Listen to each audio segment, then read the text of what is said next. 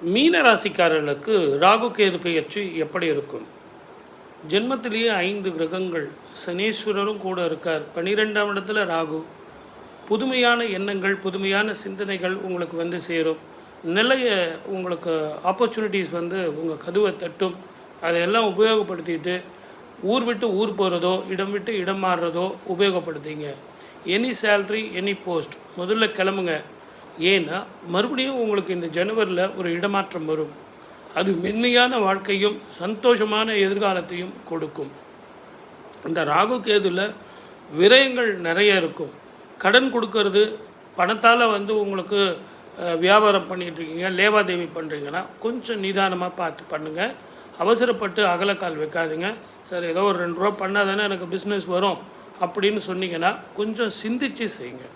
புதுமையான எண்ணங்கள் கொண்டவங்களோடு நீங்கள் சேர வேண்டியதாக இருக்கும். உங்களது நட்பு வட்டம் விரிவடையும். நம்பிக்கை துரோகங்கள் இருக்கும். பயணத்தில் மிக கவனமாக இருக்கணும். குறிப்பாக இரவு பயணத்தில் மிக மிக கவனமாக இருக்கணும். காலில் அடிபடுவதற்காகவோ அல்லது வயிறு சம்பந்தமான பிரச்சனைகள் வர்றதுக்காகவோ உங்களுக்கு பிரச்சனைகள் இருக்கும்.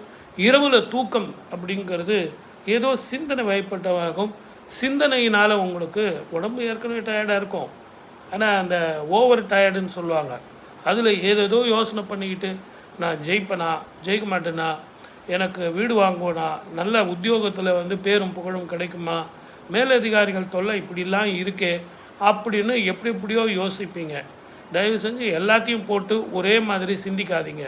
கொஞ்சம் நிதானமாக பொறுமையாக இருக்க வேண்டிய காலம். ஆனால் இந்த ராகு கேதுக்கள் தான் உங்களுக்கு கொடுப்பாங்க. அவங்களே தான் உங்களை கெடுப்பாங்க. கெடுத்து கொடுப்பாங்களா, கொடுத்து கெடுப்பாங்களாங்கிறத இந்த 1.5 வருஷம் பொறுத்து பார்த்தீங்கன்னா உங்களுக்கு அனுபவமே மிகப்பெரிய பதிலாக இருக்கும்.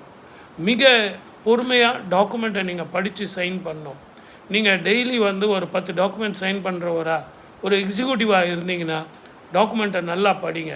சார் அந்த டைப் பண்ணுறவங்க என்னுடைய ஃப்ரெண்டு தான் சார், இத்தனை நாள் இருந்தாலும் அவங்களுக்கும் டைப்போகிராஃபிக்கல் எரர் வரும், அவங்களுக்கும் ஸ்கிப் ஆகிறதுக்கான வாய்ப்புகள் இருக்குது.